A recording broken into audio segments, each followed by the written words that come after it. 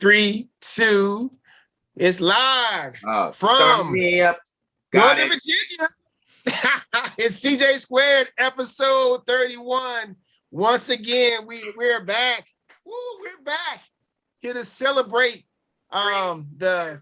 Oh yeah, you heard that. You heard the studio playing in the background. I got the studio playing too. Got to see what we're doing. So, hey, welcome to episode 31. Right? You see, I didn't change our names yet, right? Just one of those days. I'm JB, right? I'm changed to JB. What? JB now. This is my man's Joey breaking up fights today. And my man Chris. Breaking them up. All right. And CJ Squared. We are not CJJ. Okay. So C double, don't come on here again with that CJJ crap. All right. We are CJ Squared. That's our name. We are not CJJ. Okay. I'm gonna correct you. Come on now, I'm gonna correct you, bro. All right, but anyway. Man, it could be one of those nights when I'm ranting a lot, so just be patient with me. I've been ranting already.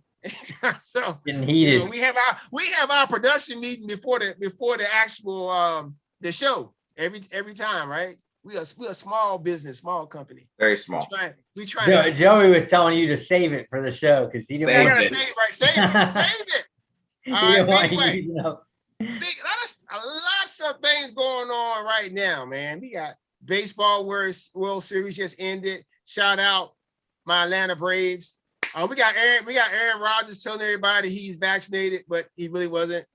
We got Odell Beckham's dad out here talking about how Odell not getting the ball when he's open, which is true. It's facts. Because I mean, if you watching the games, then yeah, I'm with him on that. Even though he shouldn't have did it that way, it's facts.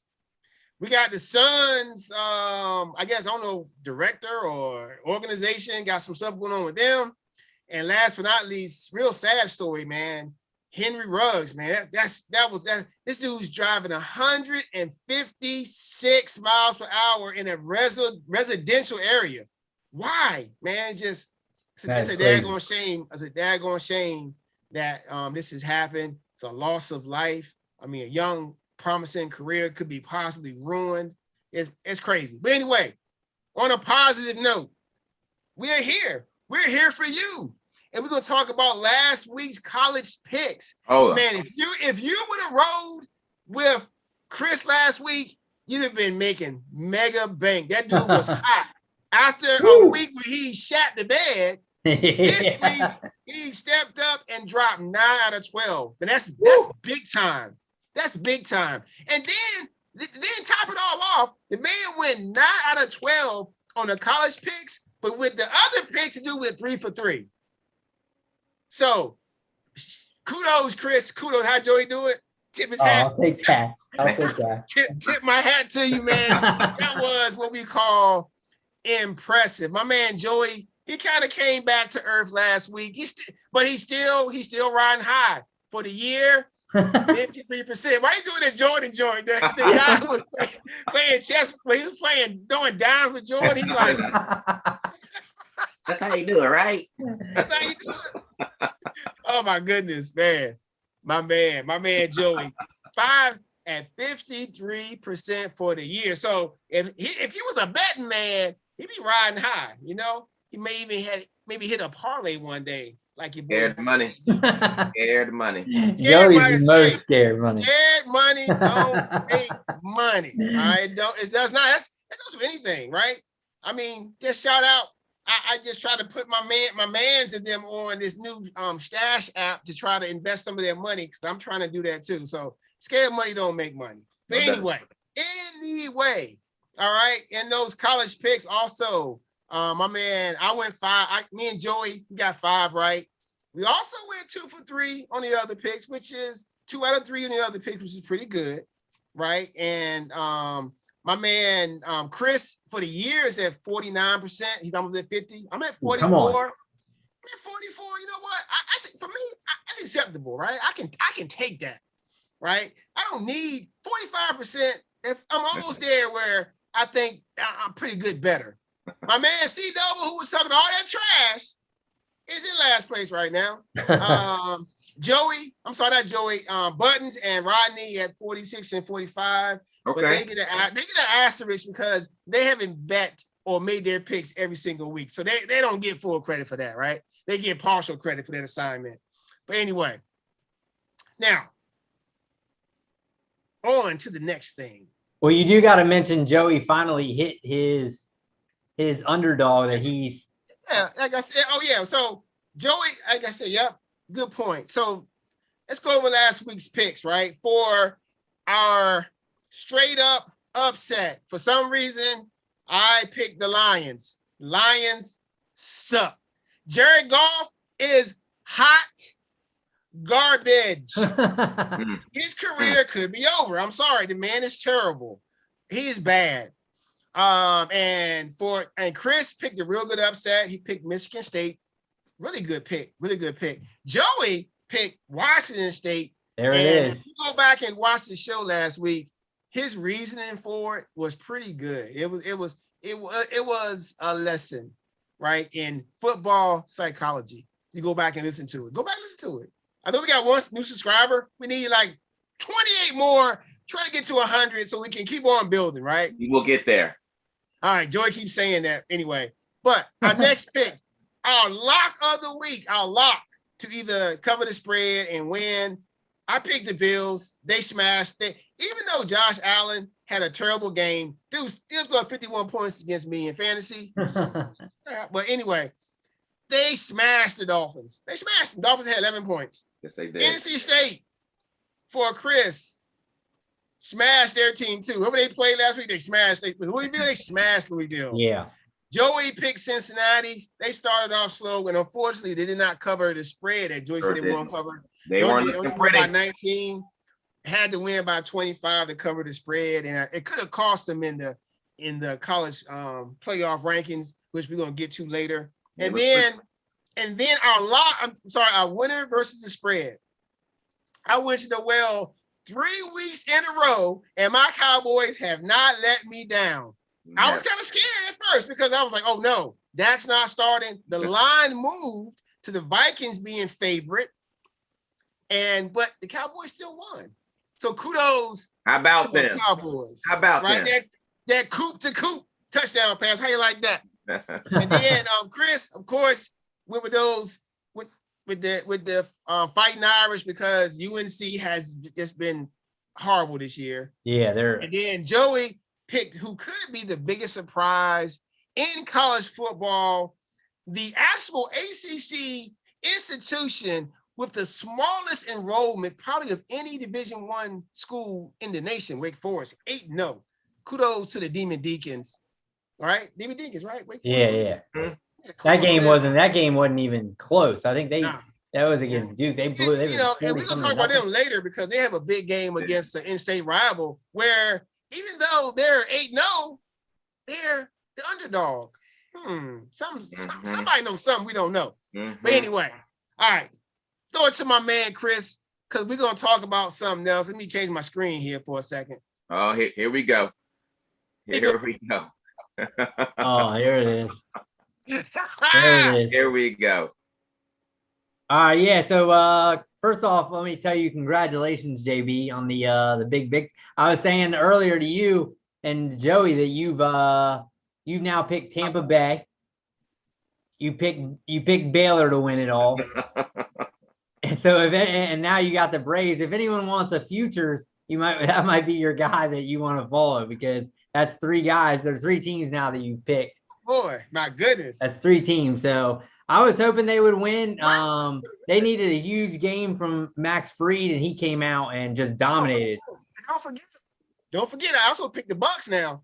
Don't forget that. That's right. So yeah, I did pick the Bucks too. When y'all didn't want to pick them last year, I picked the Bucks. That's right. So yeah, that was your year. This is your year. We'll see if you can repeat it though now. So I'm gonna try. Like Joyce does it. Good JB. We're tipping all our hats tonight. Yeah. Doing a lot of it. That's tipping. Well, I mean, it's crazy that Max Fried, we hadn't really seen a guy go deep in the playoffs. It didn't seem like a lot of guys were coming out and just throwing gems. And I mean, obviously the Braves gave him a comfortable lead, but I mean, we've seen in here that no league really is comfortable, especially with that lineup in Houston. And he just went in and he dominated. And the thing with Atlanta is they don't necessarily have that huge star with Acuna out, but they just find ways to get it done. They went out and picked up all those guys in the outfield. We saw what Soler did. Oh my gosh, he smacked that thing. They still had Freddie Freeman. Well, Freeman's a star, yeah. They still had the shortstop. Swanson. The second baseman. Albies, yeah, Albies. Second baseman's good. They've got like kind of that. Freeman's a likable dude for sure. They got to keep him around because he's a free agent. They definitely got to get him. I think that they just are a team that's a likable team. And especially with Acuna going down, they're definitely a surprise. But it's just a team I was pulling for, so I'm happy that they won. I'm not an Astros guy at all. I don't like Correa. Correa actually has probably made himself a lot of money because this year he's been out. I mean, what are they talking? He's going to be over 300 million. So who knows? Who knows what the Astros are going to do? Because they can't keep all these guys. So I can't see the Braves not competing for the next couple of years. And the NL East is just all right now. I can't see them not. Will you get Acuna back? They've got young pitching, so they look like they're going to be good for a couple of years. If they can keep all those guys, they'll have to keep Freeman, I think. And that guy, that Alex dude, the GM, that guy he was at Toronto before. That dude makes moves makes good moves. So great moves. If you got a good young GM, you can dominate. That's right. I mean, they went out and all of those moves played huge parts. Rosario, Soler. I mean, look at those guys. So, Jonathan Taylor just went for 70 yards on the touch. So I think I'm good then on my bet. You start Jonathan right now. The CB is riding high. Oh man, Jonathan Taylor right now at 172 yards and 2 touchdowns. Man, he killed me that 1 week, so I know how that feels. Jeez. Carson Wentz got 3 touchdown passes too, by the way. Oh, there we go. So to me, I'm happy that the Braves won, and it's been years. When was the last one? 94 or something? 95. Yeah, 99 was the last time they'd been to the World Series. Yeah, so congratulations, JB. Yes, JB. I will also tip the hat to you. You all earned it. The Braves pitching dominated Houston's hitting. I think the big story. Well, I was saying this during Boston. There is not one starting pitcher that was on Houston's staff that was frightening.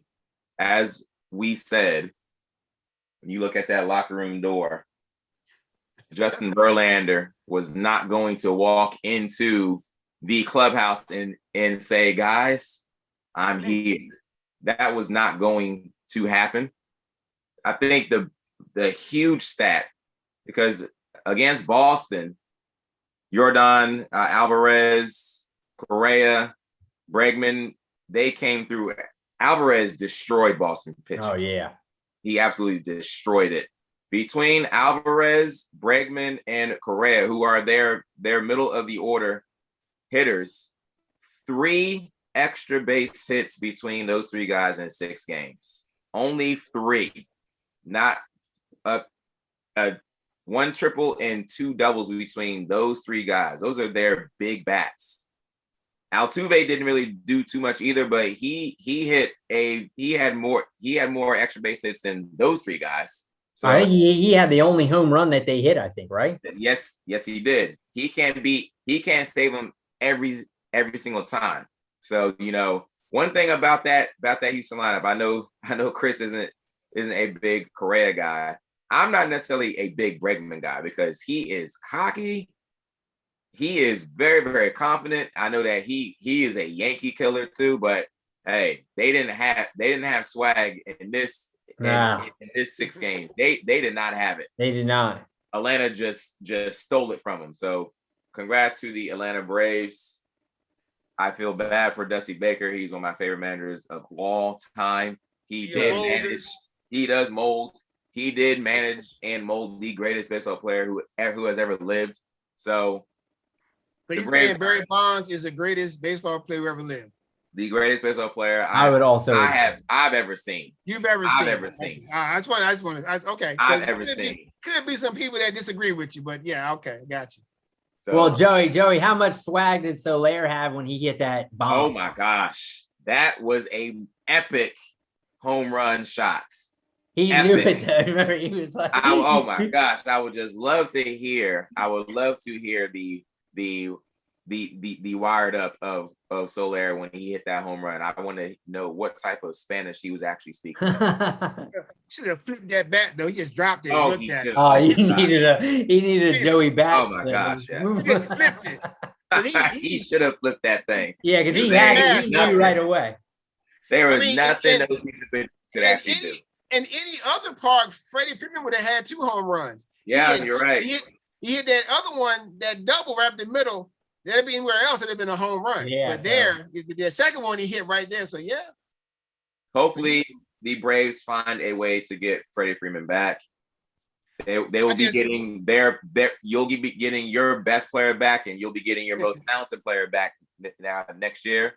All I'm saying is this is what I'm telling y'all what we need to do.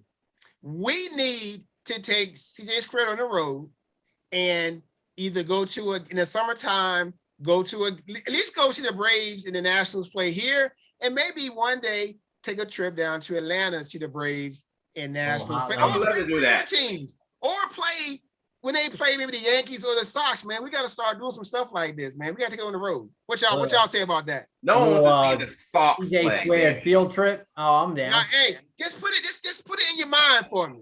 I'm down with that.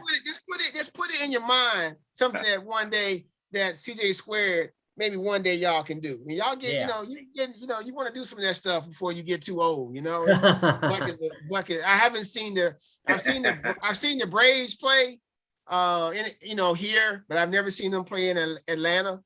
Right? I've seen your Yankees play in the National Stadium. I see them play in Baltimore. I even seen Derek Jeter's last game in Baltimore. Oh, did you? You were there for that? I've seen the only time when Barry Bonds came to Baltimore and hit a home run when they like shifted the field. He still hit it the other way. So yeah, definitely something that we need to do as CJ Square. We can still go to the Fredericksburg Nationals. That's also okay. Because I want to catch some games with y'all there as well. But we gotta go to one of these big parks and see these guys play. Oh, Elijah Moore again, 2 touchdowns for Elijah Moore. Who started him tonight? Nobody's starting that dude. I think I dropped him. Yep. All right. But anyway, so that's I'm excited that the Braves won. I was kind of nervous when they dropped Game 5 in Atlanta, but they came out in Game 6. Man, the bats were hot. Yes, they were. Right, and they just, and they just. I'm happy for Freddie Freeman. Right, Freddie Freeman has been with the organization for 15 years, I believe, something like that. Been there for a long time, and good player, MVP of the league last year, right? Yeah, was right, and deserving of all the kudos. Now he's got to get paid. All right, and now on to the next topic, which is what it is. Yeah, let me get into that. So big week in college football. The college playoff rankings were released, and there's a lot of controversy, let's say, about the release and what the rankings actually were. So let me read I'll read from 10 down, and then we'll get into our thoughts. So let me first read. So at number 10, we got Notre Dame. Number 9, Wake Forest, undefeated. Oklahoma, number 8, they're also undefeated. Michigan, number 7, 7-1. Cincinnati, number 6, 8-0. Number 5, Ohio State, 7-1. Number 4, Oregon, 7-1. Make sure you say the next time. All right, sorry. Do not say the Ohio State University. The only people who say that are ones who attended. And some of those don't even say it. Go ahead, Chris. Number 3, Michigan State, coming off a massive win at 8-0. Number 2, Alabama, 7-1. And number one, no question here, Georgia 8-0. That's the one. We should be ranked. All right, so now the question, I'm going to throw it to you, Joey. We'll go with what do you think first? What did the committee get right in your mind? Chris and JB, here's where the committee was correct. Oklahoma, who I think everybody figures if they run the table every year, which they always have the opportunity to, would likely be one of those top 4 teams. Oklahoma to this point is undefeated, but Oklahoma has not looked the best version of Oklahoma for the entire year. That they've put 1 or 2 games together where they have completely dominated on offense and on defense. They've made the big quarterback change, went from the preseason favorite to win the Heisman to maybe somebody that may be creeping up on to finishing in the top 3 for the Heisman. But even when they made the quarterback change, they went to a basketball school and limped out with a victory against a basketball school in Kansas.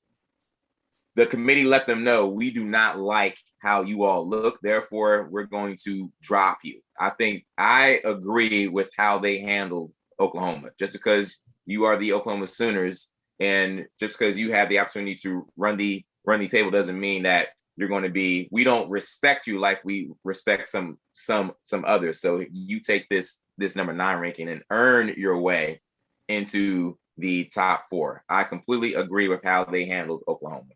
Job well done, committee. Job well done. All right, JB, what do you like? I like, of course, everybody's top team is the Bulldogs, right? And I do like Oregon sitting there as long as Oregon was above Ohio State, I'm okay with that because their head-to-head matchup should matter. That should matter, right? And I mean, besides that, I mean, Michigan State, I think there's a little Big Ten bias, there, Midwest bias, because I think Michigan State and Michigan, the only team they really played are each other, right? I mean, they haven't really beat anybody worth talking about.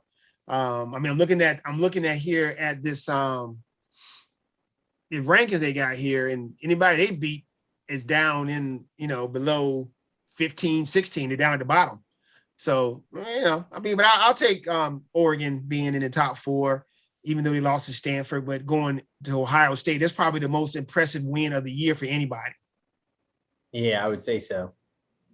Yeah, for me, it's looking through, I don't necessarily love a lot of what they've done. I mean, Georgia, obviously at 1, that's a no-brainer, but I think you can sit there and critique the rest of the list. I would guess maybe that for me, that Wake Forest at 9 still has a shot if they run the table. They haven't really beat anybody yet. So the fact that they're in the top 10 when they don't have a signature win shows that, okay, maybe a Power 5 conference, they're going to give respect to the Power 5 and just give them a shot because they're a Power 5. Now, they still have to have a lot happen. But the fact is, if they go undefeated in a Power 5, no one's ever not made the championship, the playoffs. So ACC just down. If Clemson and UNC, who were in the top 10 preseason, hadn't had such rocky seasons, Wake Forest would probably be higher. But since the rest of the ACC is looking like, I mean, they'll play Carolina. They got NC State. They got Clemson coming up. So we'll see. I mean, it's like Oklahoma too. Oklahoma can make a case because I'm looking at 2 teams that on their schedule coming up. They got to play Oklahoma State and they got to play Baylor. And Baylor and Oklahoma State are in the 11 and 12 spot right now. So I mean the thing is that they always say, like, I think they just released this just for conversation and people to get hyped up one way or another. Juice is going. Yeah, because they said one year Ohio State made it and they were number 16 in the poll starting off the first week. So, I mean, that tells you, I don't think that any of those teams in the bottom, but who knows? I don't see anybody at the bottom that's going to come all the way up unless you have some I mean, I guess you could see an Oklahoma State maybe, or a Baylor, somebody like that just runs the table, wins all the way out. A one-loss Big 12 champion probably could still make it. Yeah. And that's probably it. I couldn't see a two-loss team. Those two probably could be your two, one of those two, or Notre Dame slipping in. I cannot take a two-loss team being not this year. Being in the top four if you got teams with 0 losses and 1 loss. But they'll do it though. They'll do it. Overly strong conference. I don't think it's a two-loss team this year. We know who JB is hinting at. All right. Well, so what do you think the committee got wrong, Joey? Well, clearly, Cincinnati is not getting the respect that I think they have earned. They're trying to make the Pac-12 relevant. I get JB. I know that JB likes Oregon being over the Ohio State University, but Cincinnati does have a win over a top 10 team. On the road. On the road. And Oregon has a win over the Ohio State on their field, but then they have an awful loss to a Stanford team that is not relevant in the Pac-12. So I do have a problem with the lack of respect that they are showing Cincinnati. There's not much that Cincinnati can do, but just hope that SMU and Houston continue to win as much as they possibly can, and they're going to become cheerleaders of Georgia and Sparty, because they figure that's the only way that they can get in. But like I've been saying each week, it is a beauty contest for Cincinnati, and they have not looked pretty in the last 2 weeks. So that is partly their own fault. You better look as pretty as you can when you go to the dance. They have not looked pretty. So that's on them a little bit, but I do not agree with the way that the committee has been treating them. Especially against a one-win Tulane team. You don't stomp them. You are absolutely correct. They better start looking pretty. Start looking pretty. JB, I feel like you got a couple things you want to say here. What do you? I mean, it's like I said before, the college playoff committee. It's a sham. It's a joke. Sham. Wow. It's ridiculous. I mean, how do you? I mean, why even do it? Why even do the rankings if you're going to just pick the teams from the conference you want to go there instead of the teams who deserve to go there? Right. I don't care if. Okay, Alabama. Nick Saban always got the money. They got the top players in the country. Everybody goes to Alabama, which is, that is it fair? No, it's not fair. No. Just because you got the best players, you get to go. You to be in the top 2. I'm looking at the rankings. They lost to a 2-loss Texas A&M team who beat Colorado 10-7 with the backup quarterback. But so what? Oregon State has lost a lot of their good players. They lost all their players. They lost their starting running back that was putting up big numbers for the year. They on their 3rd string running back right now. I mean, who cares? Who cares what you playing with? It's your record that should matter, not your conference. It should be your record. Right now, for me, it really, honestly, and how the teams look, I think it should be Georgia, maybe Cincinnati. I would say Oklahoma, because I don't care if they ain't look great. They 9-0. Football is not easy. They're a Power 5 team. Why should they get punished because they don't beat everybody by 3 and 4 touchdowns? That's stupid. That's why kids go to the other schools and we have no talent in other schools, because that's what they want to do. They want to go to school where they make the money. We want to beat you so bad and humiliate you, because guess what? And then we get to go to the college playoff. That's stupid. I hope that at the end of when we get down to the playoffs and they pick in the 4 teams, I just hope and pray that a 2-loss team from the SEC does not jump any undefeated Power 5 or 1-loss Power 5 teams. If they do that, to me, that's a sham. If you look at the AP rankings, and you look at the college football rankings, so many teams that are on this AP ranking for college football are not even on the college football playoff rankings at all. I'm looking at SMU. I'm looking at Houston. I'm looking at UTSA, Louisiana, Penn State, Coastal Carolina. None of those teams are on there because why? Not because they're not good football teams, because like Joey said, they ain't pretty enough for the boys in the college football committee. They got to have their dimes. They got to have the SEC, and they got to have the Big Ten with them at all times. They're like, who let them into the dance? It's ridiculous, right? It's ridiculous. They're like, nah, we're full. We're full. If you're gonna do this, I'm all. If you're gonna do it this way, I'm all for having a 12-team playoff. If you're gonna do it this way, just have a playoff. Joey wants it. Just do. I didn't want it at first, but if you're gonna be this ridiculous and who you picking to go, have a playoff. Let's prove it on the field. On the field is always better. That's what I say. Cause this right here, it's a sham. It's a sham, man. It's a sham. So for me, I'm with JB in that. To me, Alabama right now, I tested. Yes, they're probably the second best team, but put them further down because if they're put Cincinnati up higher, if Alabama is good enough, they'll show it eventually anyway. But right now, with one loss, you should not be ahead with, they said, oh, well, Cincinnati hasn't beaten anybody. Who is Alabama beaten? Their best win is Ole Miss. That's a great question. They're the best team that they've played this year is Texas A&M, which they lost, right?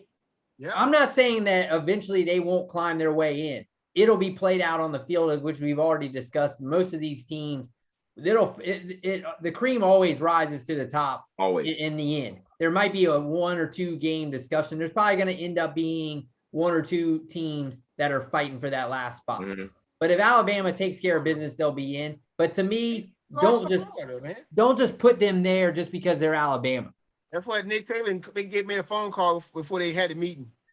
He's like, nah, go ahead and put me at 2 if that's cool. I already got 7 championships. I need some more. Get out of here. Yeah, he's like, to me, it's gonna play itself out. But Michigan State coming off a massive win, right? They're undefeated, and you come off with a huge win, and they're not ahead of Alabama, who hasn't beaten anybody. Right. It's not like Alabama's schedule is much harder than Michigan. Michigan's plays in the Big Ten, which they love, or Michigan State. So I don't understand why they're not. And for me, Cincinnati should be higher because they're setting them up to not be put in. So they're already knowing that they put in at the back, they're going to hurt them. Cincinnati probably has the second most impressive win of the season by going to Notre Dame and beating them on the road. Yeah, absolutely. That's ridiculous. That's probably the second, besides the Oregon win at Ohio State. Wait, that's probably so the biggest one. You're telling me Alabama beating Ole Miss isn't right there with that? No. Yeah. Ole Miss has 2 losses. Ole Miss is about to give up 40 points to Liberty this week. They may. They're going to give up. No, Ole Miss is going to score, but Liberty's going to score too. Because this right here is the best. If that dude want to get drafted high, that quarterback, this is his time. The guy from Liberty. This is his moment to get his draft stock to shoot up. Malik Willis, I think it is. Yep. Well, and the thing is, Joey, you're saying it's a beauty contest. Every team out there other than Georgia has had warts and look bad. Even Michigan, remember Michigan State barely beat Nebraska. Mm-hmm. Nebraska, Joey. I mean, Ohio State, they barely beat, remember first game of the year, they barely beat Minnesota. Mm-hmm. Then they go out and lose to Oregon. Now, Ohio State has looked better recently. Oregon, like you said, lost to Stanford. They've had some close games. They almost lost their early game. Remember, they almost lost the first game of the season. So had them on the ropes. Or I say on the ropes too. Yeah, I mean, so to me, almost lost to Chris. I mean, yeah. So to me, a beauty contest. Only one team is at this beauty contest dance. That's it. Correct. They're just sitting there alone, like it's it, and no one else coming. Correct. And that's Georgia. That's Georgia. Correct. That's right. That's it. So they're the only one. Yep. Cincinnati should not be knocked for a lack of schedule and not looking pretty when no one else is. Correct. So this leads us into: do you think right now that Cincinnati can get in? with the way this set up at number 6. Here's the problem with it. If Georgia gonna probably win out, right? Right. If Michigan State still gotta play Ohio State. Yes, they do. Right? And all it's gonna take if Ohio State beats Michigan State, guess what? Cincinnati's done. They're done. Because if Oregon wins out where they are right now, they're already at 4. So you can't say they went out and win the Pac-10 that you're gonna drop them, because you can't. If Ohio State wins out, now if Alabama wins out and has 2 losses, and Cincinnati is undefeated, boy, it's gonna be, you gonna watch Nick Saban be lobbying on TV why they should be going to the tournament and not Cincinnati. You wait. But that's the only way they're gonna get in. Cincinnati's doomed. Yeah, if Oregon loses, they need too many things to happen. If Oregon loses again, and maybe Michigan State, because for example, if Michigan State loses to Ohio State, and then by some act of God, Michigan beats Ohio State, Michigan gonna jump all of them. Everybody, just because of the name. Yeah.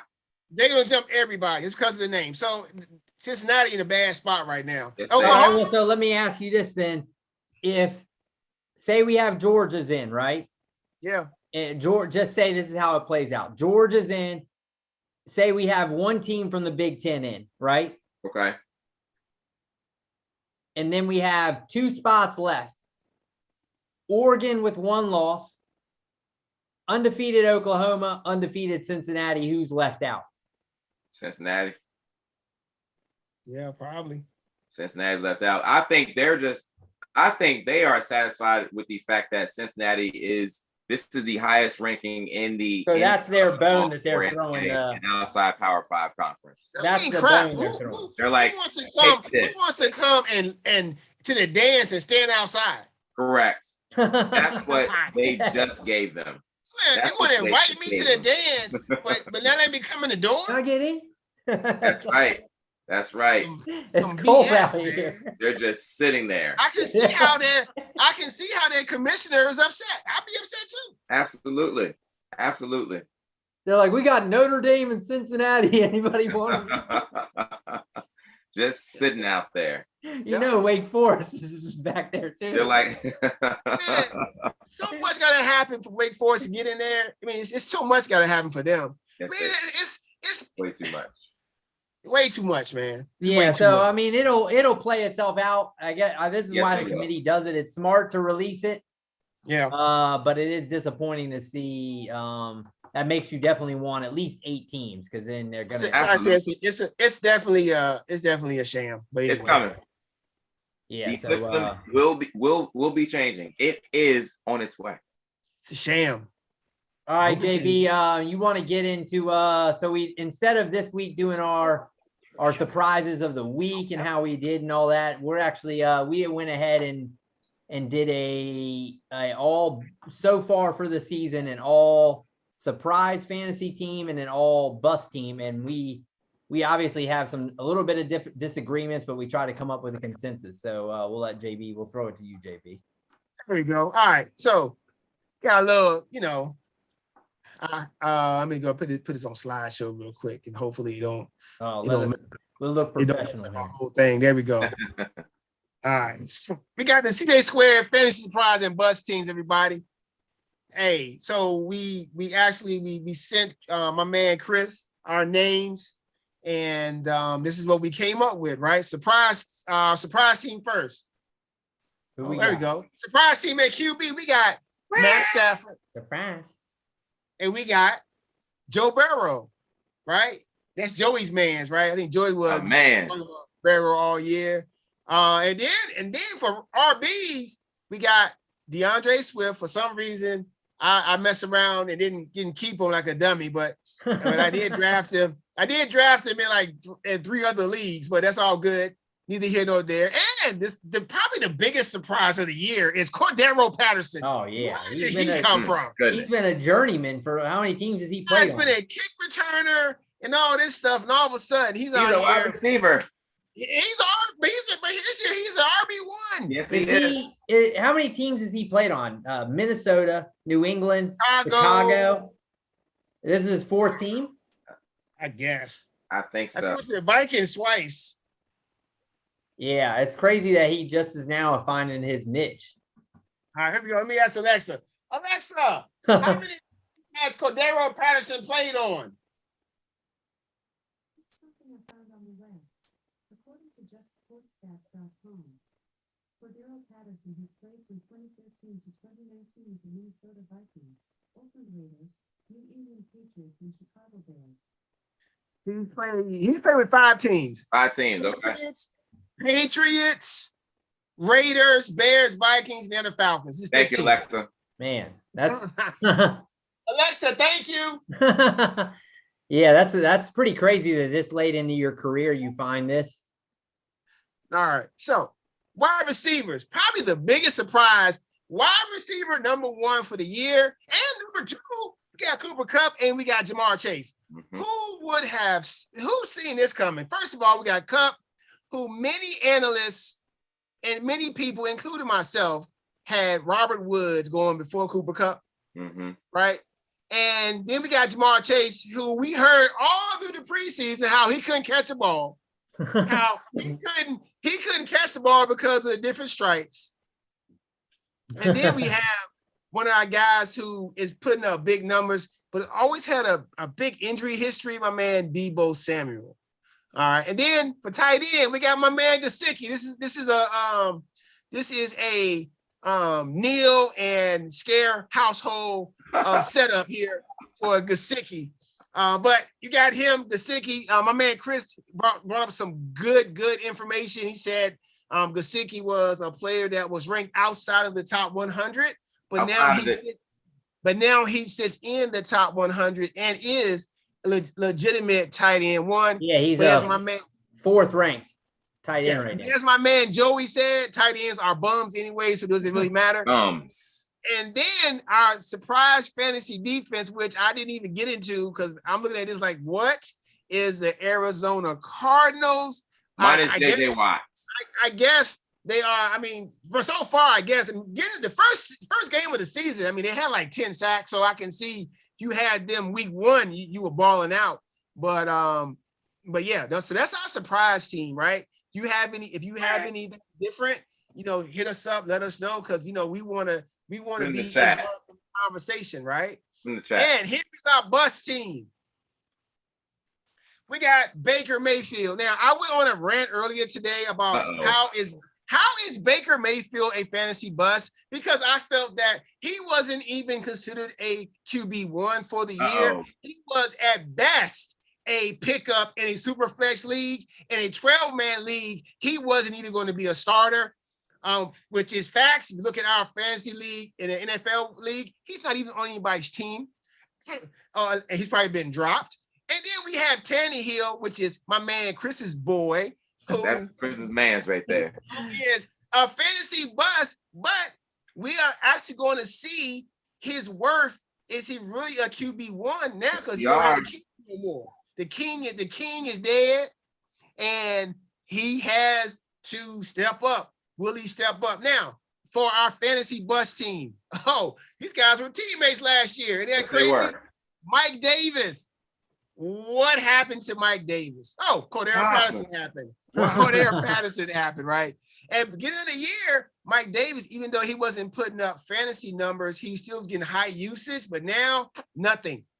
Check the last game, dude had like 4 carries. And then Mr. Glass himself, that's right, I said it, Mr. Glass himself, Christian McCaffrey, number 1 fantasy player on the board, always hurt. Can you trust him when he comes back? Can you trust him? And if you drafted him, did you handcuff him with Chuba Hubbard? Because if you didn't, you could be in trouble. Like my man Casey said today, he's in last place. He has Christian McCaffrey. That could be trouble. That could be one of the reasons. He didn't handcuff his ends. Trouble. Now to the wide receivers.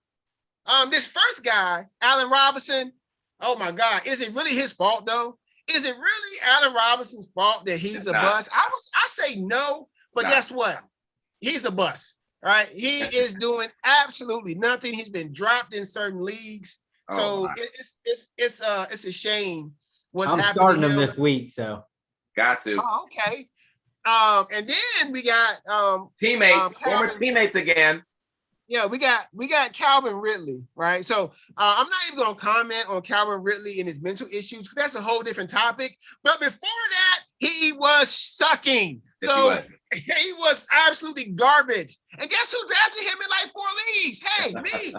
So thanks. I appreciate that. And then my man Joe, Mr. Hot Take himself, Julio Jones. If you listen to my man Joey, Julio Jones was supposed to have this supreme comeback season where he put up all these numbers. That didn't happen. Or should I say, that was weird because this guy did nothing. He has one good game. And this week, is he practicing this week? Oh, maybe. I don't know. Is he going to play? Maybe. I don't know. Will he play the whole game? Probably not. Probably not. Right. Joey's out there. Next up, we have our fantasy bus tight end. We have my man's Darren Waller. I do have Darren Waller in a couple leagues, and I can understand him being a fantasy bus and the fact that Darren Waller was supposed to be everybody's number 2 tight end, possibly challenging Kelsey for that top spot. And so far, he is definitely underwhelmed this year. And last but yes, and they should be least, the Washington football team defense. Do you realize that the Washington football team defense was probably the hottest commodity in terms of defensive teams this year? Guess what? They are probably 31st or 32nd in a big term called DOVA. They might be. They are horrible. They have a front 4 with all first-round draft picks. But unfortunately, if your front 4 has 4 first-round draft picks and your back 7 has a bunch of bums, you can't stop anybody. You can't stop anybody. So, hey, Allen is having a wonderful year. That is our fantasy great year. Bust and surprise team. If you have any teams or if you have any players that have surprised you or you think should be on one of these lists, let us know. My biggest problem with this whole list, I had one problem with it. Chris and Joy, they didn't agree with me, but I'm going to air out my grievances like it's Festivus. If you know what Festivus is, you ain't watching enough Seinfeld, but just go ahead and check it out what Festivus means. It is the airing of grievances. So at this point in time, I am going to air my grievance and put somebody on the fantasy bus team who I believe should be there. This quarterback has let me down. This quarterback, here we go, has let me down. This quarterback has cost me at least 3 weeks in one of my leagues with his humdrum performances. Yes, he's putting up decent numbers. 19 TDs, baby. When I draft you as a QB to be my QB1, I don't need decent numbers. I need production. You want winners. And let's not even talk about how this week I can't even play him because he lied about being vaccinated. That's right, Aaron Rodgers. He is my fantasy bust. I'm sorry. You might not like it. I know he's a QB1, but he is behind at least 4 players that have been on the bye. Aaron Rodgers has played every game. Check the stats. He's played all his games, but there are guys who are 80, 90, 100 points ahead of him. Tom Brady is a full 115 points ahead of him, and Tom Brady is like 50 years old. Make it make sense. Yeah. Was he the MVP last year, Joey? Yes, he was. Joey, wasn't he the MVP last year? The league MVP. Okay, thank you. I'm done. That's all he needed to say. He's a bad man. He's a bad man. He's a He's bad a man. bad man. He's sitting at home right now. Yeah, kind of sick. Joe, Yeah. who do you have? Is there anybody you have that you felt should have been on our all bust or all surprise team that we left off? If it was up to me, as I was telling you, Chris, throw every tight end that you can onto this list, because the tight ends this has not been a very good year for tight ends, except Gesicki. He's the only one who is really showing off, and he's not even really showing off. Well, I would say he's about to do something. I would say Mark Andrews. Mark Andrews has been good. He's been good. I mean, but he's been what he's supposed to be. Kelsey's been down. I mean, he was a top first round pick, and he has definitely not played like that. First to second round pick. Hawkinson, who you threw out there, yes, he hasn't been what he's projected, especially in a bad offense. So there's no one that's really special. I mean, look. I just got some water, man, because he had to take a break. I'm with you, Joey. I mean, tight ends, that's why, you know what? Listen, this is not a Kelsey year. I listen to, but tight ends don't never do nothing. I listen to a lot of fantasy talk shows, and they'll tell you, man, you know what? After those first couple of tight ends, those first top ones, it's a crapshoot. And they those first couple are doing nothing. Even those guys. That's why. And guess what? I got 3 fantasy teams that have the top 3 at the beginning of the year tight ends. Right. I have a team that has Travis Kelce. Yep. I got a team that I got 2 teams that have Darren Waller. Yep. I got a team with Mark Andrews. Mm-hmm. I even got Gesicki on my team where we don't even got to start a tight end. Because my other guys really ain't playing and everybody else sucked. So, but anyway. I will say though that the tight end last year, the high end seemed way better than the lower 6. Definitely. Darren Waller was consistent, and then he has a couple of monster games which kind of helped him. Yeah. Right. And really, you ever had a tight end have like a monster game yet? No. Because except for the Andrews game when Lamar went 80 points on him. He went off. But I will say that the back 6 there seems more depth this year in tight end where you can actually find a decent guy. Knox has been better. Stream somebody. Yeah, where last year, I remember last year was just a graveyard with tight ends. So I do think that for me, the bigger one would be Ayuk. I was high on him, and he's been horrible. And another guy who I would have thought, because of the way that they run the ball, is Trey Sermon. He hasn't, I don't know if he's done anything at all this year, but the other guy beat him out. Yeah. The other guy got drafted below him. They did a Kirk Cousins, Robert Griffin thing on him. Yeah, so they just flipped it on us. So to me, those are the guys that I would have thought. I agree with you with Ayuk, man. Definitely Ayuk, because on the all draft boards, they had him higher than Debo. Yeah. And Debo has been going crazy. Well, because when he was that number 1 guy for those stretch of like 4 weeks last year, he was just ridiculous. Debo and Kittle were hurt. Yeah, I think that they were just thinking, okay, he's going to naturally take that next step, and he just had. There's games where he's active and he gets like a 1 target. Yeah, I mean, it's crazy. Had 3 games like that.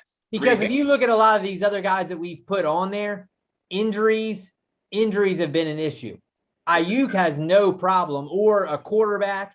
I mean, you could say Ayuk, but Ayuk did it last year with quarterback issues. So, I mean, Robinson, you could say. Ridley, who knows what his, he's got a lot of stuff going. But so, all right, Joe, you want to get us into there it is. If our all bust. If you have an all bust, just comment below. Yeah, you got someone. Put it in. You do, man. Put it in. And when you're doing fantasy football, sometimes your bust just is it's personal. Like, you got somebody on your team ain't doing crap, it hurt. It's got some bias in there. It hurt, man. It's personal. We should have an all fantasy bust coach team, because the coaches are just at fault more than the players half the time. And that's why one is now gone. We won't get into that though. So Joe, you want to get us going on biggest locks and Let's get it. picking Let's upset? get it for this week, millions. Get your paper, get your writing utensil ready. It's time to make some money. Remember, scared money. Joe, Don't make That's coming from Joey. Joey's money's just like Joe money like this. he's just I don't want to give it away. Take it. Take my penny. Please take this penny from me. Take my penny. Let's get into it, y'all. Team pulling a straight up upset for college or pro. Who do y'all have a straight up upset? And you know I'm going double digits. Oh, Baby, yeah. you start us off. Man, I can't go double digits. I got an upset. It's a home dog in the NFL. Ooh. I got Carolina, man.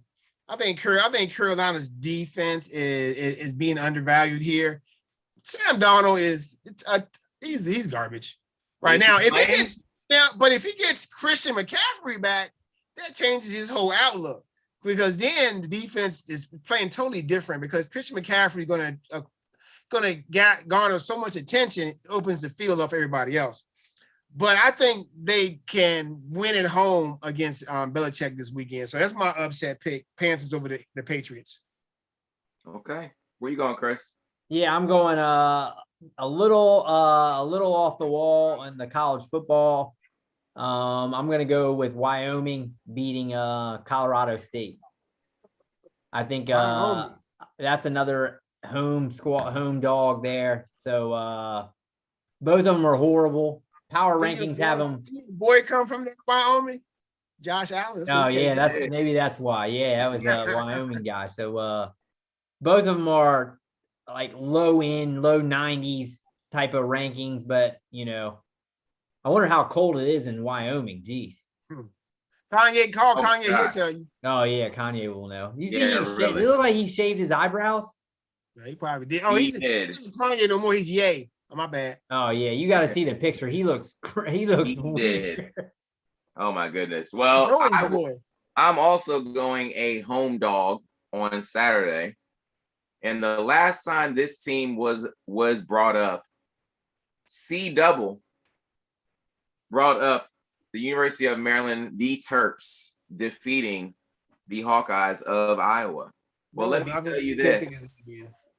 Pennsylvania State is coming in, and there's a lot of issues going on with Pennsylvania State. Number one, they now know that their season is over. They are not going to any major bowls. Number two, there's a lot of talk that Southern Cal is interested in their head coach. I wonder how much of that chatter gets down to the players in the locker room. I think James Franklin pretty much has control of his locker room, but the players' minds are going everywhere else. There's going to be an upset at College Park on Saturday, starting at 3:30. The Terps will defeat the Nittany Lions. The Terps are 10-point underdogs. They will. Oh, geez. You think they're not only covering? They will defeat Penn State on Saturday. You're welcome, C Double. You're welcome, C Double. It's going to happen. JB don't like that. I feel it. I feel it. I feel it. We call nonsense. Nonsensical. Who is y'all's biggest lock for NFL or for college? Chris, where you going? I'm going another small one, a little bit off the beaten path here again. I'm going not that far off, but I'm going Troy minus the 4 over South Alabama. I think Troy puts a hurting on them. Okay. Over South Alabama. DeMarcus Ware coming through the door. My lock is it's going to be, you got, that's a nice play. You got Lamar Jackson sitting at home just mad after they took that beating from the Bengals. Mm-hmm. And then you got the Vikings coming into town who had a prime opportunity to beat a Cowboys team that didn't have their star quarterback. And so I'm going to go with the Ravens. The Ravens are going to beat the Vikings by more than a touchdown. They're going to be a lock. It's a lock, man. It's a money line lock. The Ravens are going to beat the Vikings this weekend in Baltimore, in the harbor. Let's go to Cincinnati, the college, the university, because Cincinnati, as we said earlier, Cincinnati is outside of the gym, looking into the doors, trying to get in. They want in. They are trying to look in. Cincinnati, Notre Dame. They're what's going on? What's going on? Is that Alabama? This is what is that? I see a Sparty over there. Who else is in there? Is that Michigan State? Is that a duck over there? Is that Oregon wearing crazy outfit? Oh my gosh. That is exactly what's. And as they're looking, they see the Sooners running up, knocking people down to get up to where they better not try to cut me. They're not cutting me. Well, that's exactly what's going to happen if they don't start to look as pretty as they possibly can. And they're going to this weekend, when they do, they will cover minus 22.5 home against Tulsa. They will cover. They got to. Back looking pretty. Say it again. Who they playing? Tulsa. Tulsa? Oh my goodness. At home. They are back at home. They better start looking pretty. They better start. They're done. They're done, man. The committee don't like them guys, man. They're the winner versus the spread, NFL or college. JB, who you got? Oh, I'm surprised, you guys. I'm going with a college team. Oh, there you go. So, last week we had an anomaly. The over and under didn't hit on the Colorado team. Ooh. It was the first time they scored 20 or more points all year. Oregon must have just taken their foot off the pedal. They sure did. All right, but in comes Oregon State. There we go. Oregon, and then not to mention, Colorado had only one game where they lost by less than 10 or more points. That was against Texas A&M. It was 10-7. But since then, every game they lost has been 10 plus. Okay. So Oregon State is going to come to town. Well, I think they're playing. I don't know where they're playing, but Oregon State is going to beat them and cover the spread and cover that 10 points. Going to Oregon State over Colorado. Those Beavers. Yeah. And Gary Payton could be. Let me stop. Where you going? Is it Brandon Cooks? Could be Brandon Cooks. Maybe it'll be Brandon Cooks. I'm gonna go Duke plus the 21 and I think it's 21.5. I think over plus 21.5 over Pitt. I think Pitt's gonna beat them, but Pitt got beat last week against Miami. Awful loss. That's an awful loss. I think they're their QB threw for 500 yards. Yeah, so and Duke got smoked by Wake Forest. That wasn't even close. So I think it's just too many points. I think Pitt's gonna beat them, but that's just a lot of points to cover. I don't think Pitt has that, so I'm going to. I think I took that Wake Forest spread last week. What was that? Was it 20? I think it was definitely 20. It was 21 or 22. What, last week against Wake? Yes. Yeah, I think it was, and they beat them. Likes the look of that. Because I took the over under on that game, and it was like 75. Okay. And Wake Forest was going to have to do it all by themselves. Okay. Yeah. Duke's not helping them at all. It was. Let me see the score of that game. It was 45-7. Okay.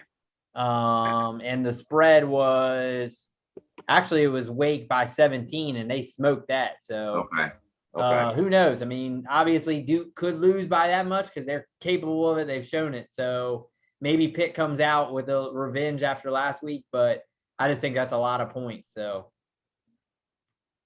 well, my winner versus spread, we're going to go back to the Big Ten Conference, and we're going to go to New Brunswick, where Rutgers will be hosting the Badgers of Wisconsin. Oh Lord, here we go. The Badgers of Wisconsin, who will be one half of the Big Ten championship because they are going to win out. Here we go.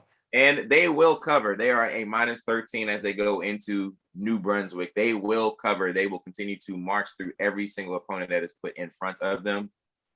And they will meet the Ohio State in the Big Ten championship game. oh, look at you already calling Michigan State's going to lose out. Yes, they are. And Michigan. So Ohio State's going to clean Michigan State's clock and Michigan's clock, basically, huh? The Ohio State. I told you, I'm not saying He's that. not. He is not saying that. I told you, I would never say that. I would not say, I'm not even going to say it like what I know. Never. Hand that ball to Travion and just sit back and enjoy the show. I mean, you know, they got their two receivers are probably the top two receivers for the NFL draft. Olave guy is really good. Olave and Wilson, right? Yeah. So, Yes. yeah, they got a stat. And They electric running back, they are good to go. Millions, there you go. Get your money. Remember, scared money don't make money. Yeah, you know, Joey ain't gonna bet a dime. Joey money like that little kid in class. That is definitely me. Here's my penny. Take this penny and do something with it. This penny. Scared money. You can do some penny bets. Yeah. Penny stocks. That's right. Bet $3 last night and came home with 300. So you know, it's not like I'm out here betting hundreds of thousands of dollars. All right, I just sent a message off to Buttons. We should be seeing him in just a little bit. All right, let me see. Can I email Rodney and Chris and see if they respond? You can't send those guys this stuff too early because they'll pop up anytime. Especially C Double. He just showed up at the beginning of the show, like, yeah, I'm here. Like, dude, nah, you're not supposed to be here. C Double will pop in with the live stream on. Yeah, I know, right? I can't figure this thing out. The whole time the live stream on, and you can hear the live stream. I'm like, dude, you just gotta mute that, you know? He's like when they call on the radio. Just, hey, turn your radio down. Turn it down. OC double. Turn it down. Here we go, Buttons. Here we go, Buttons. Oh, That's there we what go, I'm talking about it. Yes, we got Buttons. We're ready to roll. Yes, sir. What's up, Buttons? How's it going, fellas? Did you see our all bus team? You got any issues with it? I did see that. No, that was pretty good, actually. Especially the Baker Mayfield part. What would you put Mayfield on there or no? I probably wouldn't because I kind of agree with JB. He wasn't even a QB. He wasn't even a QB one in the discussion. Oh, he's got to pop this up real quick. That was for you, Buttons. Hey. You guys, right, Buttons? He wasn't even in the discussion. He wasn't even a top 15 guy. I expect you to do nothing unless you playing on a super flex team, and Buttons dropped him on super flex. I did drop him this week, which was crazy. That tells you everything right there. You don't need it. You don't know. Hey, Joe. You know if they drop Odell, I'll pick him back up. Yeah, he went off last year when he did not have Odell. Exactly. Without last him, year when he was didn't killing have Odell, he went off. Odell could be on our all bus team. Yes, he and could. I got him in like 4 leagues. Where's the issue? Is the issue Odell or is the issue Baker? I'm thinking it's Baker, man, because there's some of them throws, man. They do wide the heck open. Yeah, but like Buttons was saying, is he played well last year. Just the two of them. I saw like their quarterback to receiver combo they're ranked like 70th or something. Like between the two, like their combination is horrible. They're not in sync, man. Those two. I seen them. Well, why aren't you in sync? I mean, ain't you paid to be in sync? That's what I don't understand. Supposed to be. I don't know. I don't think Odell is washed up, but he definitely not. He's just gotta get in the right situation, I guess, man. But I don't know. And I'm a Baker guy. Like, I like Baker. Ditto. Yeah, I like Baker. I like his commercials. Absolutely. His commercials are hilarious. I like playmaking. So maybe Chris, because maybe Chris and Rodney, well, maybe not, because I have they ain't text me. I got their picks already. So let's get into these picks for this week. All right. If they want to join midway, then that's fine. I already got their picks up. So right, we in week 10, right? Buttons, you see right now, Buttons, but you at 45%. That's pretty good. Right, around your heels. Even though I got don't one call more. it a comeback, boys. I got one more week of picking than you, so I still give you your props. So we're gonna start here with a ACC battle, which you saw. If you saw my email, you saw it had some guys sitting here like, what? What is going on? So we got Wake Forest versus in North Carolina, undefeated Wake Forest, top 10 in the college football ranking as an underdog to a 4-4 UNC. Somebody knows something. All right, Buttons, who you got here? Yeah, somebody knows something, or somebody needs to be tested for substances because this is so disrespectful. Wake 4-2 against the spread in the last 6. I mean, they're undefeated. I got to ride them. Let's go with Wake. Got you. Got Wake Forest. Who you got? Chris? Yeah, I want to see Wake at this point run the table just to kind of, get in more chaos at the end. I mean, I think a lot of it is just because we've talked about before, Carolina's that ultimate Dr. Jekyll and Hyde type of team that you can't really get a read on. So, they have the ability to beat anybody, but then also go out and lay duds. So I think, to me, this is just more of I hope Wake Forest wins, and I'll just go with that. So, yeah, I'd rather see a Wake Forest win here.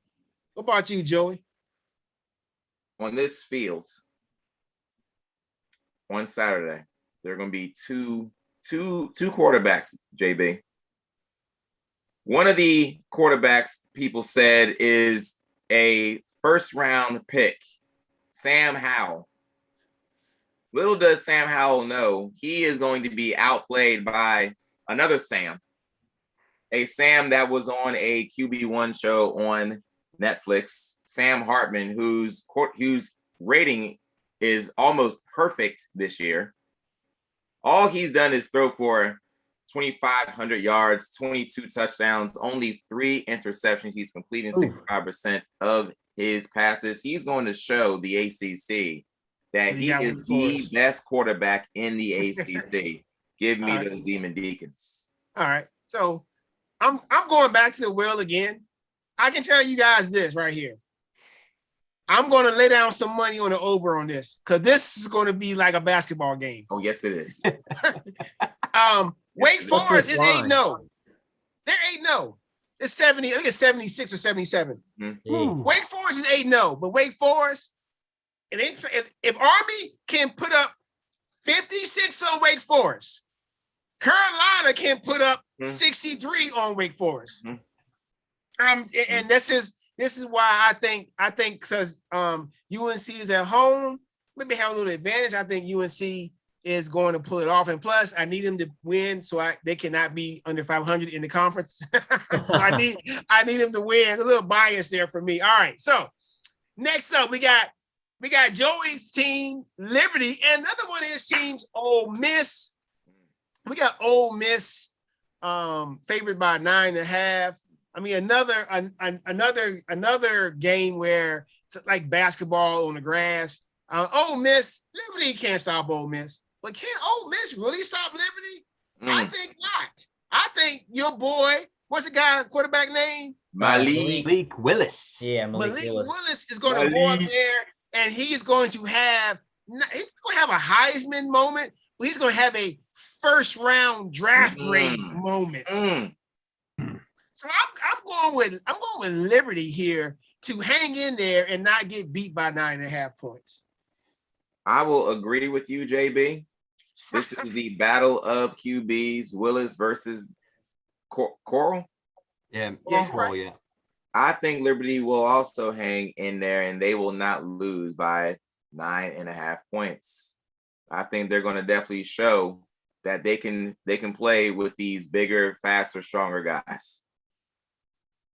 Yeah, I mean, this is a game of two first round type of level guys. So the scouts are for sure watching this game. But I got to go Ole Miss here.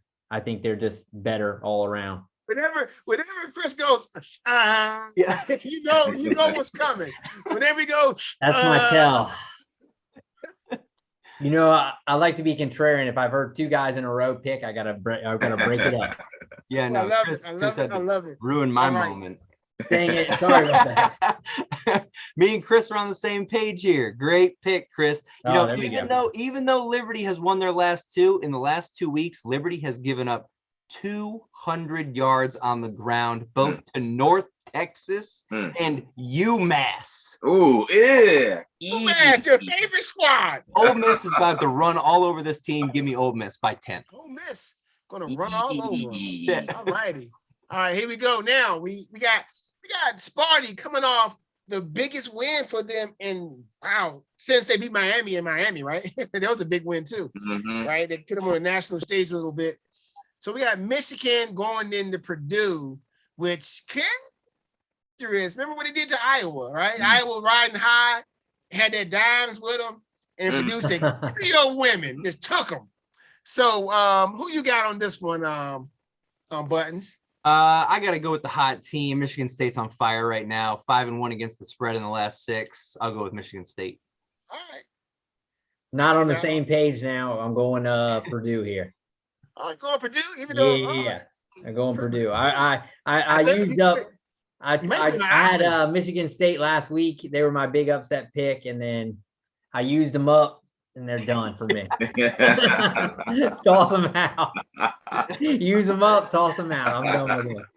Michigan State wants to make sure that they let everybody know last week was no fluke. The Purdue defense is going to get a healthy dose of the ball being run down their freaking throats. Kenneth Walker, who is maybe the Heisman favorites. I don't know about that, but yeah, he got a chance. He showed out. Heisman moment. That last game was a Heisman moment. He showed 5 touchdowns, 190 some yards rushing. That's how you get a Heisman. He will be running north and south all day long. I got Sparty by a lot. You on an island, Chris. You did it. You by yourself, bro. Yeah, you're on the island. I already put you in the green. There you go. So you know that I got Michigan State. I'm gonna agree with Joey, man. I just think that even though Michigan State is due for a letdown, things that travel in football are defense and run games. So and think Michigan State has a good defense and a great run game, so they should be able to handle Purdue. Up next, we got Oklahoma State versus West Virginia. Oklahoma State has killed me this year. So I finally decided to jump on the bandwagon and take them against somebody. So I got the Fighting Mullets winning in Morgantown. Who you got, Joey? Give me those Cowboys and those Mullets. I'll take it. I'll be right there with you, JB. All right, I see it on Chris' face. Here it comes. This is for me is right down the middle. So I'm only going to take West Virginia because you guys took Oklahoma State. So this is games. This is being more gamesmanship than anything. So I'm going to take West Virginia. Come on, man. I'm a man. I'm 40. I'm a man. Talk to me. A 7-1 team against a mediocre 4-4 team getting 3. Oh, I need Oklahoma State. All right. Nice. Am I on an island again? No. C Double and Rodney are with you on that one. All right. They right there with you riding along. They Yeah, riding along. it's Good luck. a 3v3. Yeah. 3v3 All right. right here. So up next, we got a real good SEC matchup. Guys, and they ranked 12 and 13 in the college playoff. I mean, pretty much is in the SEC. They're not dead. They still get, Texas A&M went out and Alabama loses another game. Guess what? Texas A&M jumps them, right? Because they'll have a better record. They'll play in the championship game. Auburn wins, then they beat Alabama. They get to play. So this is a really big game. So Buttons, who you got? So again, I'm going with the team that's on fire. Texas A&M is on fire in its past three. I think they continue to roll here. Go Aggies. All right, go Aggies. All right, Chris, who you got? I don't think I've gotten Auburn right all year. So, I'm gonna go with Buttons here. I'm going Texas A&M, but I need Auburn because they're in my conference. So I'm a win-win right here for me. If you're getting back, man. I'm in third place now. My team stink, but go ahead, Joey. Yeah. There will not be one team from Alabama that will go into College Station and win. Give me those Aggies. All right, I'm with you. The hot one is on an island, man. Everybody else took Texas A&M. The hot one took Auburn. All right, next we got Mississippi State. We got Mike Leach, the crafty one. I don't run the ball. Going to Arkansas. It's a big one right here. I like this. It's a big matchup. Does not run the ball at all, do they? I mean, if you're a running back, are you going there to play? No, because they don't run the ball at all. But I still think that Arkansas, after they had that big win against Texas, since then they just, I don't know, they just thought they they thought they came to the dance, thought they were invited. Obviously they were not. They got bounced. So give me Mississippi State. Those Bulldogs, those fighting Dacks. I'm right there with you for some. I was jumping all over Arkansas, and then they let me down. I don't think I can go with them anymore unless I know 40 minutes of hell is going to be walking through that locker room. There no Scotty Thurman or I don't see big ass. or not even Felix or my man. What's the running back played there with Felix Jones? Darren McFadden. Run DMC. They're not coming through that door, Joey. I don't see the president of the United States playing his saxophone back there either. I don't see that happening. Give me Mississippi State. All right. Playing the old sax. Who you got, Chris? I'm actually with you two. So no, none of that this time. I'm with you two. Go ahead, Buttons. You there, Buttons? Not so fast, my friend. Here we go. Come on, Buttons. And this is the week of islands right here. Do you know who should be shooting up NFL draft boards right now? Treylon Burks for Arkansas. Did you know he's the leading receiver in the SEC right now? He'll be good for another 100 yards and 2 touchdowns. Razorbacks roll. Ooh, goodness. Roll, honey, roll. Okay. Ooh. All right. Button, you are on an island, my friend, on that one. All right. So next we got NC State versus FSU.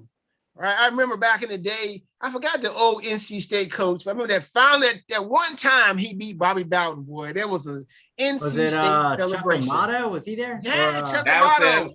Bobby Bowden's man. That was his man right there. Remember, he always wore the goofy sunglasses. The white sunglasses. I never forget when he actually beat him. That was like, they were so happy in NC State. All right, so who's got on this one? So when I emailed JB this today, I said this one is a weird one because Florida State dominates this matchup normally. Dude. And NC State's 2 losses this year are on the road. Mm-hmm. It makes sense to pick Florida State, but again, when they zig, I zag. Give me the Wolf Pack. Nice. You know what? I'm zigging. I'm zigging with them. Give me Florida State. Florida State, FSU. Phillip Rivers. It's not wanting to do Russell that door. Wilson, Yeah. Torrey Holt, Is Torrey Holt walking through that door? Torrey Holt with his finger, looking like this. Torrey Holt's finger. why did I just got a text, fellas, from C Double that asked me a question that y'all wouldn't believe. When y'all going live? Let him in, JB. Let him in. It's linked already. Come Yeah, on, you man. gotta let him in there. Let him in, JB. He hasn't tried to get. He sent me a text. All right. Anyway, who you got, Joey? Keep it going, man. Is it me or does it seem like Chuck Amato's voice is like, hey, everybody got it this time. We got it this time. Yeah, Well, I'm going against the Wolfpack. And I'm going Florida State. Florida State they are rejuvenated. They're playing some decent ball. They're going to upset the Wolfpack in Seminole Country. All right, give me NC State. All right, here we go. Too the next Is one. C Double coming in? Is he coming in? Yeah, listen, we're done with that. Okay, moving on. All right. I did my part. Okay, so we got Boise State versus Fresno State. Like last week, for some reason, you guys did not believe in Fresno State. No. And only one person in this thing picked Fresno State. That was me. Mm-hmm. I was on that island sipping on Coronas. Yeah. I had a couple of sandwiches. I had some shrimp. I was just chilling. Fresno State put the beating on those guys, like I told y'all. So Yes, I think Fresno State is going to keep it going, man. They're home. They're favorite. Boise probably can't stop. Fresno is what you call a balanced team. They run the ball and they pass the ball. So they are a balanced team. I like this team. I got Fresno winning this and covering that spread. Who you got, Joey? I will join you with that. I did not see Fresno going into Aztec territory on Marshall Faulk night and winning that. I will join you with that. On Marshall Faulk night. That burns me up. Let's go. Came out no Marshall Faulk night. I bet this game yesterday or 2 days ago on Bet Rivers, and I got Boise State at +7. But I will not take them at the plus. What are they at? Yeah. So I need that touchdown. So yeah, give me Fresno State here. All right. So Hot One's on the island again. Hot One's on 2 islands. Island hopping. What is Buttons? Buttons, who you got? I said to JB, this is the toughest one on the card for me tonight, but I found a crazy stat that Boise State 1-5 in the last 6 against the spread against Fresno State. Give me Fresno State. Bet the under. Boys. Bet the under. I know, okay, Buttons. I may take you up on that, Buttons. Okay. So now we got Oregon versus Washington. A matchup that I need because I'm falling behind in the head-to-head, not college conferences. Mm-hmm. So, Buttons, who you got? So I want to introduce everybody to Washington's quarterback, Dylan Morris, who for some reason plays way worse at home than he does on the road. I want you to meet Kayvon Thibodeau because he's going to terrorize you in this one. Give me Oregon. Mm-hmm. Okay. All right, Chris. You got Washington, right? Yeah. You already know. Give me Washington. I need what they're in my conference as well. So it actually looks like they're playing all right. Mm. Joey. I will have to let everybody know that remember Oregon is outside of the gym looking in. They see who is in there dancing. They want to join that dance. They're moving Cincinnati over. Get out of here, Cincinnati. You're not pretty. You're not pretty. You aren't pretty. Like throw them bows. I'm the prettiest one here. Why am I not in there dancing? That's what Oregon's saying. So sit back like this, man, with their braid hats on. Absolutely. These guys.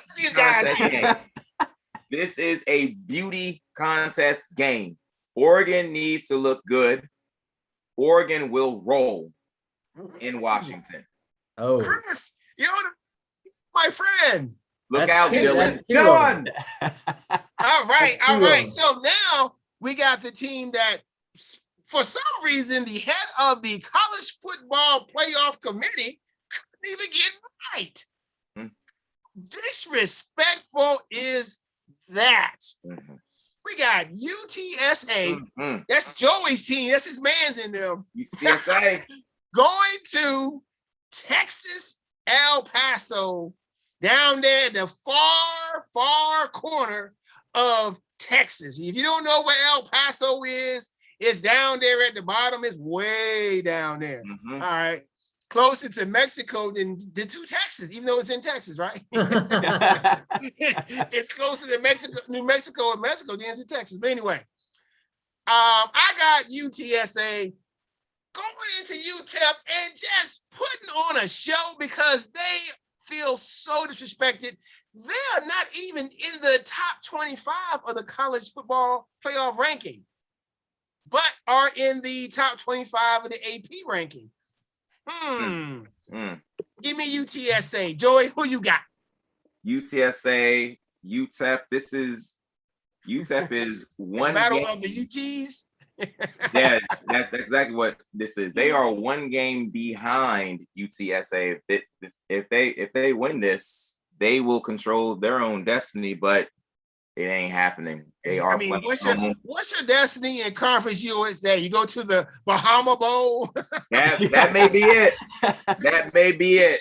That's your destiny. You get to leave New Mexico to go to the Bahamas. Okay, That may be it. But UTSA is going to take care of business here. Give me UTSA.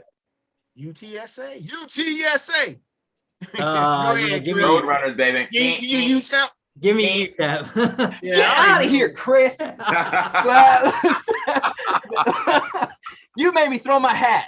The hot one is right there with you, man. He's right Come there on, with man. you, man. He's right there with you, UTSA, Chris. Who you got? Who you got, Buttons? UTSA is 9-1 against the spread in its last 10 games. I got to ride this team until they lose. Roadrunners. Mimi. Roadrunners. Roadrunners all day.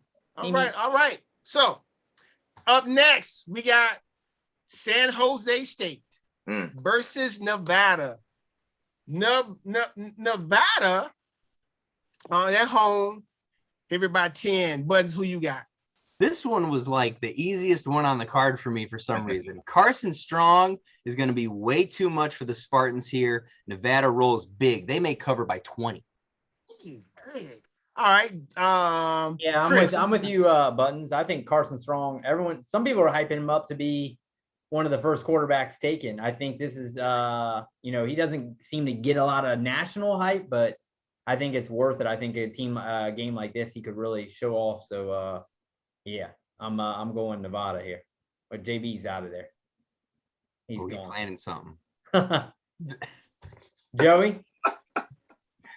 I will take. Is Jeff Garcia he went to San Jose State, correct? Oh yeah, he did. I do believe He walking through the door. going to be on the sideline possibly, but it's Garcia's not coming there. Trust me. It's not going to help. Give me Nevada. All right. Okay. Hey, I seen that kid from Nevada play too. Good quarterback, man. I definitely got Nevada. All right. Joey. Did anyone take San Jose State? Yeah. C-double took them. So this time we got 1, 2, 3, 4, 5. We got 6 islands this week. Golly. Man, that's a lot of lone wolves this week, man. A lot of lone wolves. All right, so we got my alma mater, the Old Dominion Monarchs, going down to Florida International. Joey, who you got here? I'm staying straight Virginia right here. Give me those Monarchs, ODU. ODU all day, every day. Chris he's going for international. I see him. No, I'm going. I got that Virginia pride here. I'm going ODU. Okay. This one's for JB. This one's for JB there. Hey, who you got, Buttons? You ready? Oh, goodness. These teams have met only 6 times. The series is tied 3-3. Did you know that ODU is 2-17 straight up in their last 19 games? Eek. Did you further know that ODU is 0-10 straight up in its last 10 away games? Eek. Anyone know who the ODU quarterback is? It's not the guy playing on Washington football team, is it? Hayden Wolf. In his last 2 starts, his only starts of the year, he has 1 touchdown, 3 interceptions, and has been sacked 6 times. He has a QBR of 24.7. The QBR score, an average score is 50. According to ESPN's FPI ranking system, ODU has an offensive efficiency of 126th out of 130. And I know what everybody's thinking. Where's Buttons going to do the not so fast, my friend? Not against ODU, not here, not now, not ever, never ODU. Go Panthers. Oh, I feel like we need it not so fast. Buttons. Buttons. Not, my friend, not so fast. Yes. We'll go down to Florida and get the dub. The 12th Monarch. The 12th Monarch. They will be in the crowd. They will be cheering on the Monarchs. Hold on, I got something else for you, Buttons. I got something else I need you to hear, Buttons. You got to hear this before. That's that ODU fight song, Buttons. Oh. Let's go, Monarchs. The 12th Monarch will be in the stadium. Let's go. ODU all day, baby. All day, every day. Oh, there we go. Hit him with the not so fast. Good stuff. stuff. Fast, my friend, but stuff. I had to hit you with it. All right. So there we go. Awesome show, right? Awesome show, man. Is Buttons on an island at the end? I might be with that one. My man Rodney, who went to ODU with me, picked Florida International. Oh, wow. He's going against him. Goodness, hot rod. The hot one picked against the one time you're gonna have ODU on here and a chance to pick him. He's like, nah. Oh my goodness. You get to bring out the 12th Monarch. Oh my goodness. Did CB go to ODU for sure, with I you? was going to be on an island with that one for sure. Yes, he went there for grad school too. Oh, you should have let him on. He probably is waiting to get called into the room. Okay. Let me. I know it's the end of the show, and let me all tell you this. And I know that you guys are good with reading your emails. Now, at the bottom of the email, it was highlighted. The show will be on Thursday. Yes, it was. I had somebody tell me, can you please tell me a day before when the show's going to be? So, Buttons, thank you for showing up. I appreciate it. Chris and Joey, thank you for showing up. I appreciate it. See? And the hot one, come on, you gotta do better, bro. You gotta do better. I know y'all busy, but you gotta do better. It's all good. I still got your picks in, right? I still got your picks in. Hey, check us out next week for more picks. We're at week 10 in the college football season pretty soon. Talking about that. What the NBA going on right now. Talking about NCAA basketball going on. Not going on. I know Chris and Joey don't like my Orange Men, but I'm taking them all day, every day. Buddy Boeheim will be. Oh, Buddy Boeheim was a Dickie V preseason All-American. Oh, believe it or not. Oh, look his last name. Oh, I love his Buddy name. Boeheim was Rain a and threes. Buddy Boeheim was a preseason Dickie V All-American. Oh, diaper Raining dandy. threes. Raining Let's go. Let's go. threes. Let's go. Let's go.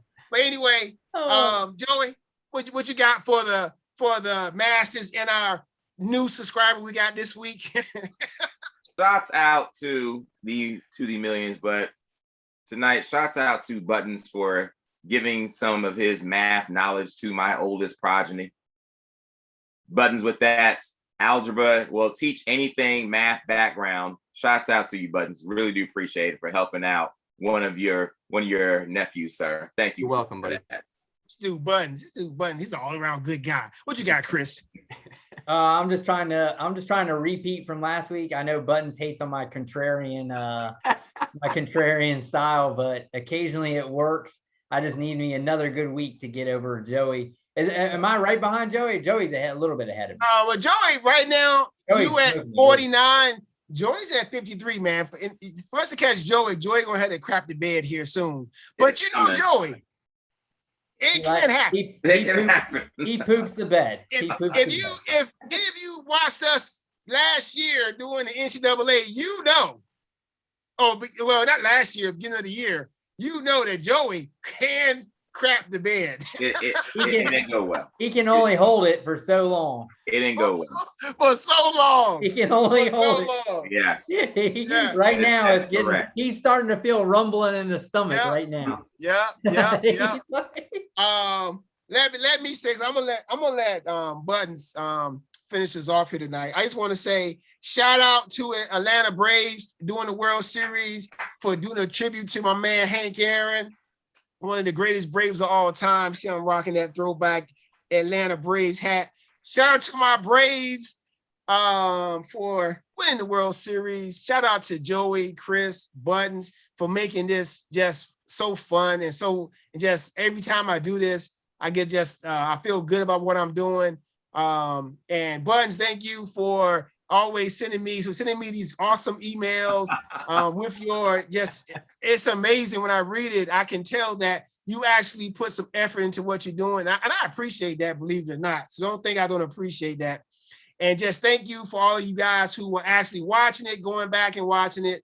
Hopefully we'll get out there more folks will see us. And we started to get some more traction out here, get some more respect. Put some respect on our names. Hey, never call us CJJ. It's CJ squared. Hey, B. Right. Go ahead, Buttons. We will see you in October next year. Oh, you're already calling that a year out? Go on, Buttons. See who? We'll Boston. see you in October next Boston year. will. Get out of here. Boston, right? We'll be back. Yeah, Buttons, you're a Toronto guy. He's Yeah, a Toronto. Blue Jays fan And now. you Yeah. had you had the GM. We won 92. We won 92 games and mysteriously we're out of the playoffs. So It happens, man. yeah, I know. Hey, at least you didn't pick the Giants to win their division. Oof. You didn't. You didn't say that Julio was going to have 1,000 yards and like 10 touchdowns or some crap. I don't know what it was. What's that thing Joey does it? Hey, so that's okay. And you didn't say this, but it's still got a chance. Do you see the Vikings going to win the division too, Joey? Yeah. Anyway, I know you said the Giants. he definitely said the Giants. Buttons, the face he made, that's the face that me and Chris made the day when he made that pick. We were like what? The Giants. That's a homer. The Giants. That's a homer pick. Crazy. Oh. All right. Anyway, hey, but guess what though? When we make our picks, we say it with our chest though. You gotta get that man props for that. Like George Costanza said, if you believe it's not a lie. It's not a lie. Right. That's right. It's the truth. If you it is the truth. So shout out my man Joey for when he makes his picks, he says it with his chest. Chris too, me as well, and Buttons. We say it with our chest. Ain't no going back. We make our picks and keep it moving. Gotta have Go the ahead, heart. Buttons. Last thing I have, there's been a lot of talk lately, okay, about Michael Jordan, the GOAT, and Scottie Pippen. Ooh. I'm about to settle the score and let everybody know, okay? Let me give you some numbers. 14, 12, 11, 10. That's the next 4 years after Pippen left the Bulls, his points per game. Scottie Pippen is the most overrated player of all time. That's blasphemy. Not a top 50 player. No. No. All right, this looks Buddy's like I'm going gonna have to in. be working on a new topic. Buddy's going in. Whoa. It looks like I'm definitely working on a new topic. Yeah, Whoa. I'm a Jordan guy, so I might actually be there with you because that makes Jordan look even better. Makes Jordan look even better than I'm with you. Woo. I knew you'd like that one, JB. Oh, Yeah. wow. Oh, Buttons is fire tonight. You got to have the heart, Scottie- JB. So Heart. Scottie Say it with your Pippen, chest. we're saying Scottie Pippen, probably the top defensive wing player of all time. Wow, Buttons. I guess you must be all about offense. I got you. That's understandable. Anyway, Well, hey, he is a Carmelo guy. So. Yeah. I'm a Carmelo guy too. Me too. That's Carmelo's my man's. You see that post that Buttons got? I got the book right here in my room too. Okay. I got it down here too. It's not in a frame, but it's down here. Okay. Right? My man, you know who gave it to me? My man C Doubles. Oh, nice. When I was in Germany, he sent it to me. My man C Double. You know I love you, C Double. I love you too, Hot, even though you suspect, but that's all good. All right. So everybody, y'all have a good evening. Don't let what Button said make you not come back next week. I don't know. I don't think he meant it, but it's all good. Scotty, don't call us, okay? Yeah.